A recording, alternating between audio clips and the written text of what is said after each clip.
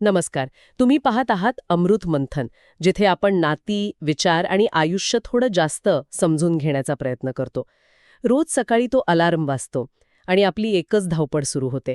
म्हणजे डोळे न उघडताच आपण तो अलार्म कसा तरी बंद करतो किंवा ते स्नूज बटन दाबतो. हो, आणि मग फक्त 5 मिनिटं अजून असा विचार करून आपण पुन्हा झोपतो. आणि मग काही वेळानं अचानक दचकून जाग येते. घड्याळाकडे लक्ष जातं आणि तिथून जो ताण सुरू होतो ना, तो थेट रात्री झोपेपर्यंत थांबत नाही. अगदी खरंय. मला एक गोष्ट जाणवली अलीकडे. दिवसाची पहिली 60 मिनिटं ना, आपला संपूर्ण दिवस आणि अगदी आयुष्याची दिशा ठरवू शकतात. म्हणजे आपला मेंदू कसा काम करेल हे त्या पहिल्या 1 तासावर अवलंबून असतं. नक्कीच. कारण सकाळी अलार्म वाजल्यावर आपण जेव्हा दचकून उठतो ना, तेव्हा शरीरात एक वेगळीच रासायनिक उलथापालथ सुरू असते. ती फक्त वेळेची धावपळ नसते, शरीर चक्क एका सर्व्हायव्हल मोडमध्ये जातं. मेंदूमध्ये कॉर्टिसॉल नावाच्या स्ट्रेस हॉर्मोनची पातळी अचानक वाढते. बापरे. म्हणजे दिवसाची सुरुवातच आपण तणावाने आणि अस्तित्वाच्या लढाईने करतोय तर हे ऐकायलाच थोडं भयानक वाटतंय. हो ना, हा तोच हॉर्मोन आहे जो पूर्वीच्या काळी जंगलात एखादा प्राणी मागे लागल्यावर माणसाच्या शरीरात तयार व्हायचा. आता आपल्या मागे प्राणी लागलेला नसतो, पण तो अलार्म मेंदूला अगदी तोच सिग्नल देतो. म्हणजे आपण रोज सकाळी स्वतःच्याच शरीराला एक प्रकारचा धक्का देतोय. हे समजून घेण्यासाठी ना मला एका उदाहरणाची आठवण येते. समजा कडाक्याची थंडी आहे आणि आपली गाडी बाहेर खूप वेळ उभी आहे. तिचं इंजिन पूर्णपणे थंड पडलंय. बरोबर. आणि अशा वेळी कुणीतरी ती गाडी सुरू केली आणि इंजिनला अजिबात वेळ न देता थेट टॉप गिअर टाकून गाडी वेगात पळवण्याचा प्रयत्न केला, तर काय होईल? गाडीचं इंजिन नक्कीच खराब होईल ना. आतले भाग झिजायला लागतील. अगदी हेच आपण आपल्या शरीरासोबत आणि मनासोबत करतोय. आपण थंड पडलेल्या इंजिनला थेट 100च्या स्पीडने धावायला लावतोय. दात घासण्यापासून ते कपडे घालण्यापर्यंत सगळंच घाईघाईत. नाश्ता करायला वेळ नसतो, तो हातात घेऊनच पळावं लागतं. आणि अशावेळी फोकस नावाची गोष्ट शिल्लकच राहत नाही. म्हणूनच सकाळी उठल्या उठल्या पहिल्या 1 तासात काय करायला हवं यासाठी खूप छान नियम आहे. 20-20-20चा नियम. एक प्रकारची वॉर्मअप प्रक्रिया आहे ही. पण मला इथे एक थेट प्रश्न विचारायचा आहे. या संकल्पनेसाठी पहाटे लवकर उठणं गरजेचं आहे असं म्हणतात. पण हे सगळं सकाळी लवकर म्हणजे पहाटे 5लाच का करायला हवं? 7 किंवा 8 वाजता उठून हेच केलं तर नाही का चालणार? हा खूप महत्वाचा मुद्दा आहे आणि याचं उत्तर आपल्या मेंदूच्या रचनेत दडलेलं आहे. पहाटे 5ची वेळ अशी असते जेव्हा जगाचा कोलाहल पूर्ण शांत असतो. कोणताही ईमेल्स, बातम्या किंवा नोटिफिकेशन्सचा मारा सुरू झालेला नसतो. हो, ते तर आहे. सकाळी खूप शांतता असते. या शांततेमुळे मेंदूचा प्रीफ्रंटल कॉर्टेक्स, जो सतत विचार करण्यासाठी जबाबदार असतो, तो थोडा विश्रांतीच्या अवस्थेत जातो. याला मानसशास्त्रात ट्रान्झिएंट हायपोफ्रंटॅलिटी म्हणतात. डोक्यातले नको ते विचार थांबतात आणि डोपामाइन आणि सेरोटोनिनचा प्रवाह वाढतो. शांतता मिळवणं कठीण होऊन बसतं. अगदी बरोबर. म्हणूनच ती पहाटेची वेळ मेंदूला एका विशिष्ट अवस्थेत पकडण्याची संधी देते. आता आपण या 60 मिनिटांच्या पहिल्या टप्प्याकडे वळूया. पहिला टप्पा आहे मूव्ह, म्हणजेच पहिली 20 मिनिटे पूर्णपणे शारीरिक हालचालीसाठी देणे. पण सकाळी सकाळी उठल्या उठल्या जेव्हा डोळ्यांवर झोप असते, सांधे आखडलेले असतात, तेव्हा लगेच जड व्यायाम करणं खरंच शक्य आहे का? दुखापत नाही का होणार? अहो, इथे उद्देश शरीर थकावणे हा अजिबात नाहीये. वजन उचलणे किंवा जिम करणे अपेक्षित नाही. यामागचं मुख्य विज्ञान रक्ताभिसरण आणि केमिकल वॉश यावर आधारित आहे. रात्रभराची सुस्ती घालवण्यासाठी फक्त थोडा घाम गाळायचा आहे. अच्छा, म्हणजे साधे स्ट्रेचेस किंवा थोडं वेगात चालणं, योगासने हे सुद्धा चालू शकतं तर? हो, नक्कीच. कारण जेव्हा आपण घाम गाळतो तेव्हा शरीरात एक BDNF नावाचं प्रथिन तयार होतं, ज्याला ब्रेन डिराइव्ड न्यूरोट्रॉपिक फॅक्टर म्हणतात. हे एखाद्या खपासारखं वाटतंय ऐकायला. ते अगदी खतासारखंच काम करतं. तज्ज्ञ याला मेंदूसाठीचं खतच म्हणतात. हे प्रथिन जुन्या पेशी दुरुस्त करतं आणि नवीन कनेक्शन्स तयार करायला मदत करतं. सोबतच शरीरात एन्डॉर्फिन्स रिलीज होतात. सोप्या भाषेत सांगायचं तर ही 20 मिनिटं तुमच्या मेंदूचा ब्रेन फॉग पूर्णपणे धुवून काढतात. म्हणजे आपण आपल्या गाडीचं इंजिन आता गरम केलंय, गाडी धावायला तयार आहे, पण जर गाडी वेगात असेल आणि स्टेअरिंगवर नियंत्रण नसेल तर ती कुठेही आदळू शकते. ऊर्जा आहे पण दिशा नाही अशी अवस्था होऊ शकते. अगदी बरोबर.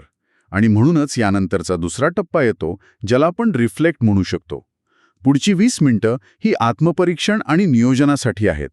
शरीराला ऊर्जा दिल्यावर आता आपण त्या ऊर्जेला दिशा देणार आहोत.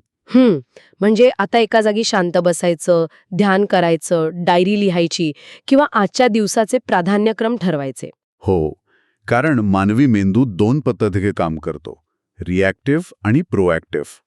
समजा एखाद्याने सकाळी उठल्या उठल्या हातात मोबाईल घेतला आणि जगातील नकारात्मक बातम्या बघायला सुरुवात केली, तर अमिगडाला सक्रिय होतो आणि माणूस रिॲक्टिव्ह बनतो. आणि इथेच आपण चुकतो. आपण बाहेरच्या जगाच्या तालावर नाचायला लागतो. आपला स्वतःवरचा ताबा सुटतो. बरोबर ओळखलंस. पण याउलट जेव्हा आपण बाहेरच्या जगाशी संपर्क तोडून ही 20 मिनिटं शांततेत स्वतःसोबत घालवतो, तेव्हा आपण प्रोॲक्टिव्ह बनतो. जग जसं वागेल तसं आपण वागणार नाही, तर आपला दिवस कसा असायला हवा हे आपण स्वतः ठरवतो. ही शांत अवस्था मला एका संत पाण्याच्या तलावासारखी वाटते. पाणी शांत असेल तर तळाशी काय आहे ते स्पष्ट दिसतं. पण पाण्यात लाटा असतील, सतत खळबळ असेल तर नुसता गाळ दिसतो. क्या बात आहे, खूप छान उदाहरण दिलंस. ध्यान केल्याने आणि स्वतःला साधे प्रश्न विचारल्याने, जसे की आज मला काय मिळवायचे आहे किंवा मी कोणत्या गोष्टींसाठी कृतज्ञ आहे, हे पाणी शांत होतं. मेंदूच्या लाटा बीटा अवस्थेतून अल्फा अवस्थेत येतात. म्हणजे शरीराचा वॉर्मअप झाला आणि मनाला दिशा मिळाली. आता शेवटची 20 मिनिटं उरली. 60 मिनिटांमधला तिसरा टप्पा, ज्याला आपण ग्रो म्हणतो, तो कशासाठी द्यायचा? ही शेवटची 20 मिनिटं केवळ बौद्धिक विकासासाठी आहेत. एखादं चांगलं पुस्तक वाचणे, नवीन कौशल्य शिकणे किंवा अभ्यास करणे, यात आपण वेळ देऊ शकतो. पण 20 मिनिटात एखादं पुस्तक वाचून खरंच काही साध्य होतं का? म्हणजे विषयाची लिंक लागेपर्यंतच वेळ संपून जाईल असं नाही वाटत? वरवर पाहता हा प्रश्न अतिशय रास्त वाटतो. पण इथे आपण न्यूरोप्लास्टिसिटी आणि कंपाऊंडिंग इफेक्टचा विचार करायला हवा. पहाटेच्या त्या अल्फा अवस्थेत मेंदूची ग्रहण क्षमता शिखरावर असते. हो, हे गणित मांडून बघितलं तर खरंच थक्क करणार आहे. रोज फक्त 20 मिनिटे वाचनाला दिली, गुणिले 365 दिवस, म्हणजे वर्षभरात होतात तब्बल 121 तास. हो ना? एका वर्षात 121 तास केवळ स्वतःच्या बौद्धिक विकासासाठी देणे हे एखाद्या युनिव्हर्सिटीच्या कोर्स एवढं आहे.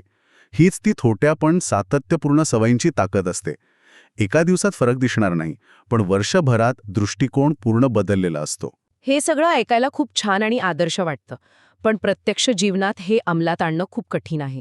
म्हणजे एखाद्या सामान्य माणसाला, ज्याची कामामुळे खूप धावपळ असते, त्याला सुरुवातीचे काही दिवस खूप त्रास होईल लवकर उठायचा. हो, सुरुवातीचे दिवस अतिशय वेदनादायी आणि कठीण असतील यात शंका नाही. पहिल्या दिवशी अलार्म वाजल्यावर शरीर उठायला स्पष्ट नकार देईल. मेंदू या नव्या बदलाला प्रचंड विरोध करेल. आणि आपण सगळेच सध्या सर्व काही लगेच हवे असण्याच्या मानसिकतेचे बळी आहोत. अन्नाची ऑर्डर दिली की 10 मिनिटात येते. त्यामुळे 2 दिवस लवकर उठलं की तिसऱ्या दिवशी आयुष्य बदललेलं दिसावं अशी अपेक्षा असते. पण तसं होत नाही आणि माणूस कंटाळून पुन्हा जुन्या सवयींकडे वळतो. म्हणूनच संयम खूप महत्वाचा आहे. कोणतीही नवीन सवय मेंदूत रुजण्यासाठी साधारण 66 दिवस लागतात असं म्हणतात.